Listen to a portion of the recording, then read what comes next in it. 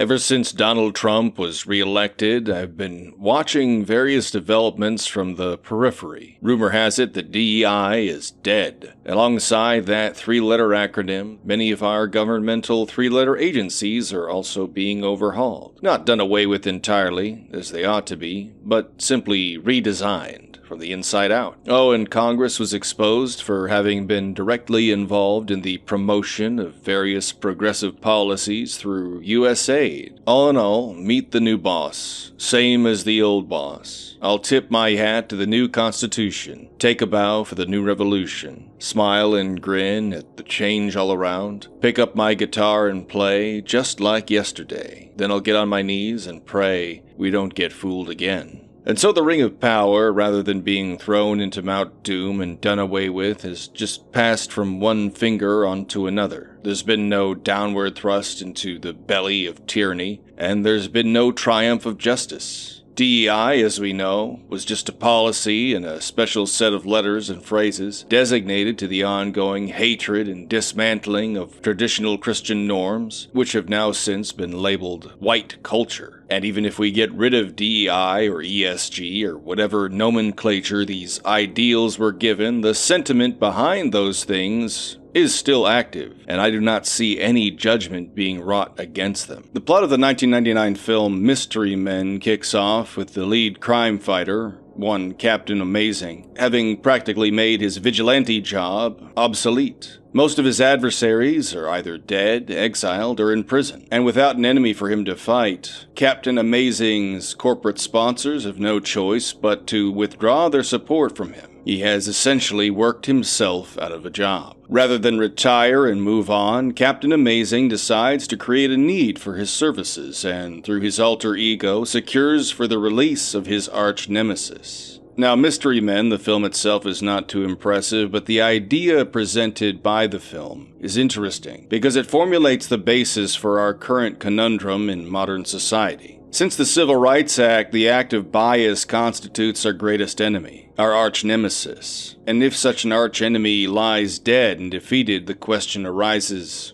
what use are the tools once used to fight it? Much like Captain Amazing, the modern state has found it necessary to release the inmates from the asylum, and do so on a regular basis. And so within the past decade or so, what we have seen is a rise in awareness, or what is colloquially referred to as noticing. Noticing of the folly of fighting a forever war against an eternal enemy. Through DEI, ESG, and other woke mandates, what people were essentially being instructed to do was become bigots, to recognize racial differences but become their own worst enemies. These mandates all taught us to be even more racist than ever before, all as a necessary goal of having us submit ourselves to state power and authority. This is also why even many of the progressive types who would normally push diversity or anti-white sentiments on society drew back from woke policies. It wasn't because they fundamentally disagreed with them, but because these policies way too readily began to reveal not only the hypocrisy, but the utter futility of fighting back against an enemy we would never be allowed to win against. And so bias must be a perpetual enemy, because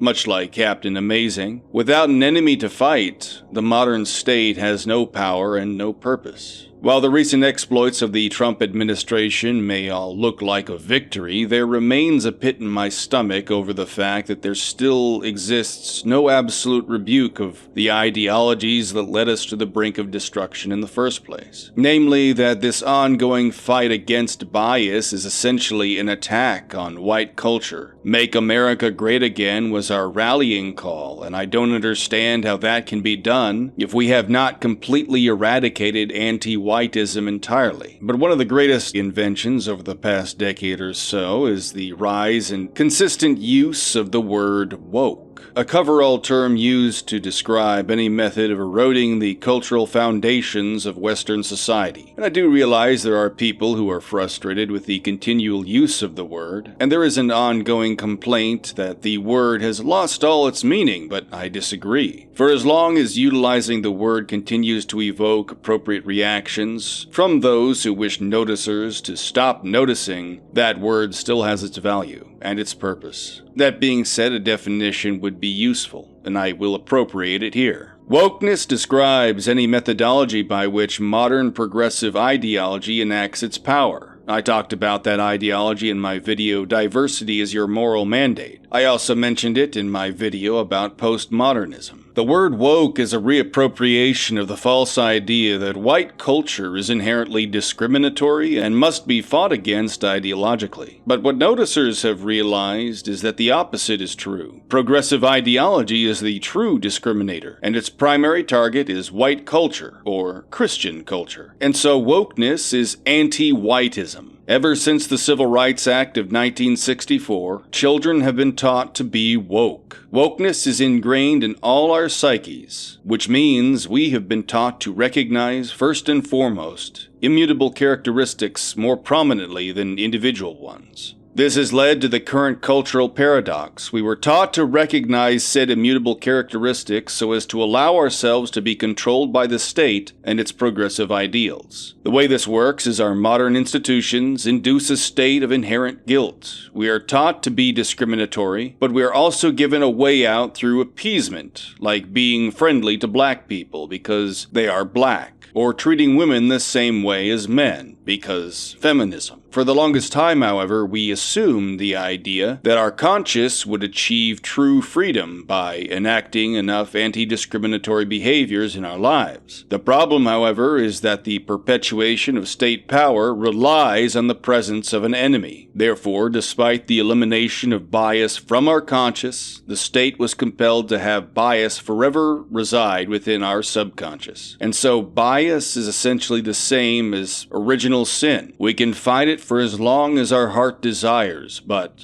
we will never be completely rid of it. This simultaneously reveals white people, or whiteness, is the true enemy. In truth, white simply refers to a culture whose origins are in Western Europe. White obviously referring to the fact that the skin color of Western Europeans was white. This means that white also functions as a catch-all categorization that encompasses anyone whose values originate from Western Europe, which would include anyone of any skin color. Which means, yes, blacks can and will also be considered white people culturally, regardless of their literal skin color. The point I'm getting at is that the current cultural conflict is the same as it has been throughout all of history. It is anti-Christian. This is what I see now when a black character is injected in media now. A black character is no longer incidentally black. They are black for the purposes of making you notice that they are black. They are black because progressive idealists want to remind you that racial discrimination exists and whiteness is the root of it. Whiteness is evil. And I know all of this because I was taught to recognize this from a young age. This was ingrained within my psyche. And I also know that the only way I will truly be free from this ideology is to teach my children not to think this way. Sadly, for me and a great many people in my generation, the damage has already long been done. Many of us remain ideologically impaired. The current knee-jerk reaction to DEI and other woke policies was a sign that society had become keenly aware of the untenable nature of progressive ideology. We have become aware of the bars we ourselves crafted for the prisons of our minds. The precepts set up by the Civil Rights Act are revealing themselves to be incredibly flawed and anti-human in nature. We ask ourselves, why are we fighting a war with ourselves, which we can never win? For many, the easiest and most simplest path is to surrender. If you can't win, then you capitulate. You submit.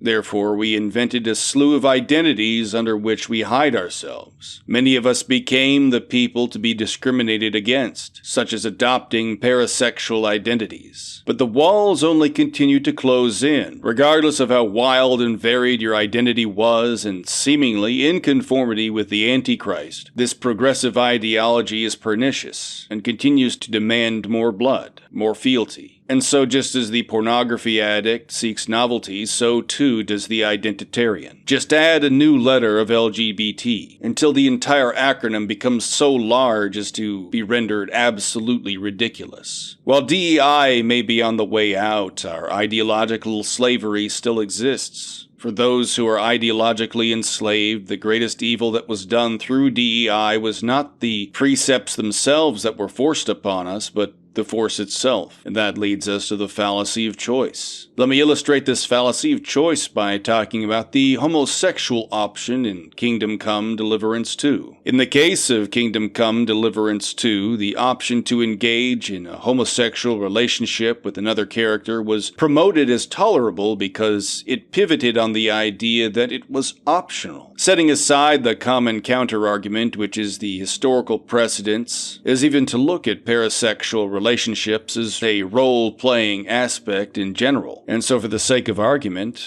if KCD2 was some generic fantasy role-playing game and not based in history, should you still be upset about homosexuality when that is simply a choice that you make? Well, the answer is still yes. Even if it is optional, the game entertains the notion that the option is acceptable in practice. This is why there are laws against and you should never have seen sex with children in a video game, because sex with children, even the very notion of it, is so antithetical to natural human behavior that we are not even to entertain the notion of it in media. This is also why drawings are considered the same as child pornography. Even if the images are not of real people, they still entertain a notion that they are real. All this is to say that even the very notion of something, as opposed to acting on it in reality, is still anathema. It is anathema to natural human behavior and to Christian ethics. Entertaining homosexuality as a viable choice, even if one does not make that choice, nevertheless interjects its own ideology. Painting homosexuality as basically acceptable, even if not mandatory. In other words, yes, I am not forced to be a homosexual, but I am forced into a notion that I can choose to be one without consequence. That notion still induces its own moral worldview upon me that contradicts my own, which is based in Christian ethics. In addition, in our minds, we begin to equate these parasexual relationships with that of true romance and the concept of marriage, as it originates from Christianity. One man,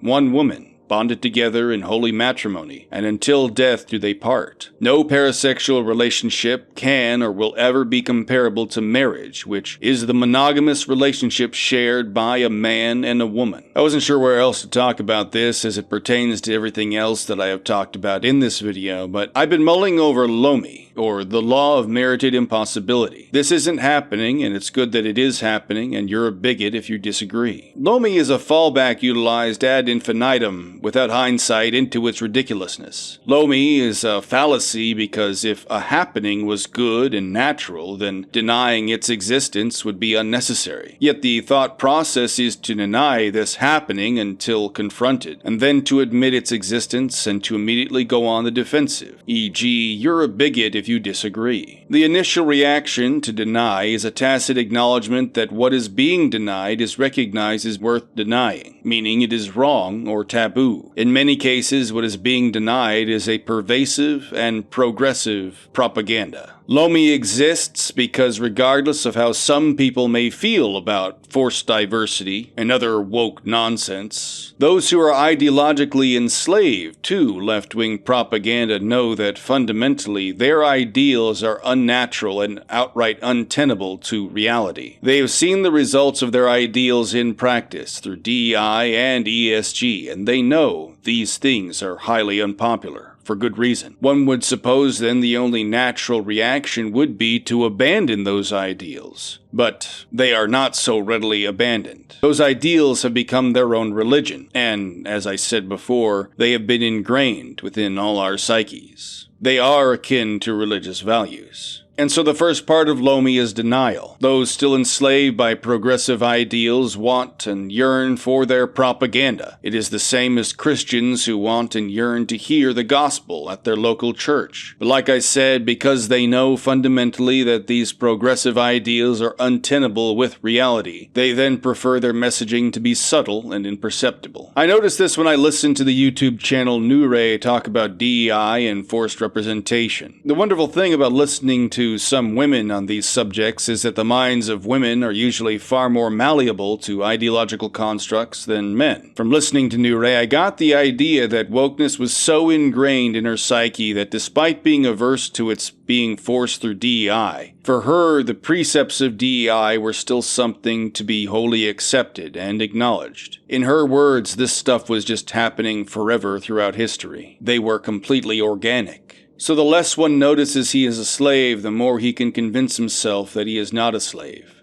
The second precept of Lomi is acceptance, followed by rebuke. When confronted with the truth, the slave acknowledges the propaganda at last, but immediately rebukes the noticer. That rebuke is drawn from the same power of the progressive state, namely shaming one for even showing the slightest hint of bias. The reason Lomi exists is because propaganda is the lifeblood for a great many people. With their heads buried so far into the sand, there really is no coming back, if back is ever where they came from in the first place. Wokeness isn't just something you learn about, it is also something that many of us have been born into. Wokeness has cultivated people and has become the only thing in their lives that gives them purpose. This is why being reasonable or attempting to appease or negotiate with them will all be a fruitless endeavor. You might as well be telling someone to hold their breath for the rest of their lives for all the good it will do to you. And as of right now, those still ideologically enslaved are looking for a way out. Some who might be legitimately looking for an escape from their chains, but others simply want to deny their reality and remain stuck in a realm where they can somehow recapture the blissful ignorance of the 1990s and the 2000s. Times where you could watch Blade or play Final Fantasy VII and enjoy the presence of a black character without readily acknowledging he was, in fact, a black character. But over the past 20 years or so, all that we have been told to do is notice. Notice, notice. And with so much of this assaulting us over time, we cannot walk any of it back. Especially now when we've also discovered that noticing is racist, but also not noticing is racist. Why do you stand afar off, O Lord? Why do you hide in times of trouble? The wicked, in his pride, persecutes the poor. Let them be caught in the plots which they have devised. For the wicked boasts of his heart's desire. He blesses the greedy and renounces the Lord. The wicked, in his proud countenance, does not seek God. God is in none of his thoughts. His ways are always prospering. Your judgments are far above, out of his sight. As for all his enemies, he sneers at them. He has said in his heart, I shall not be moved. I shall never be in adversity. His mouth is full of cursing and deceit and oppression. Under his tongue is trouble and iniquity. He sits in the lurking places of the villages. In secret places he murders the innocent. His eyes are secretly fixated on the helpless. He lies in wait, secretly, as a lion in his den. He lies in wait to catch the poor. He catches the poor when he draws him into his net. So he crouches, he lies low,